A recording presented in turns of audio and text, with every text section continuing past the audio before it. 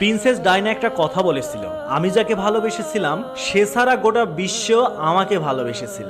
সৌন্দর্য, ব্যক্তিত্ব কিংবা আভিজাত্য কোনো কিছুতেই পিছনে ফেলার মতো কোনো শক্তি প্রিন্সেস ডায়নার মৃত্যুর এত বছর পরেও আসেনি। অথচ তার স্বামী তাকে ঘরে রেখে আসক্ত হয়েছিল পরকীয়ায়, যার শেষটা হয়েছিল বিবাহ বিচ্ছেদ দিয়ে। তোমরা অনেকে বলো না, নিজেকে গুছিয়ে না রাখলে, সাজিয়ে না রাখলে পুরুষ হাতছাড়া হয়ে যায়। আসলে এই কথাটা পুরোপুরি মিথ্যা, বুঝলে? যার মন মানসিকতা নোংরা, তার ঘরে যদি হুড়ো থাকে তাও সে বাড়ির কাজের মেয়ের প্রতি আসক্ত হয়। আর যার মন পরিষ্কার, সে দিনের পর দিন শত শত নারীকে পিছনে ফেলে শুধুমাত্র তার স্ত্রীর উপরেই আসক্ত থাকবে। বেঈমানদের কোনো কারণ থাকে না বেঈমানি করার জন্য, তাদের তো আগাগোড়া পুরোটাই নোংরা।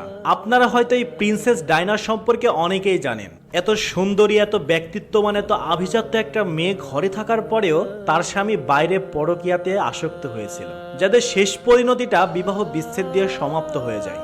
বর্তমান বাংলাদেশে এরকম অহরহ ঘটনা ঘটছে যেটা প্রিন্সেস ডায়নার সাথে মিলে যায়। আসলে এখানে প্রিন্সেস ডায়নার কোনো দোষ নাই, দোষ হচ্ছে ওইসব মানুষদের যাদের মন মানসিকতাই নোংরা। এসব নোংরা মন মানসিকতা মানুষের সাথে আর যাই হোক একসাথে থাকা যায় না।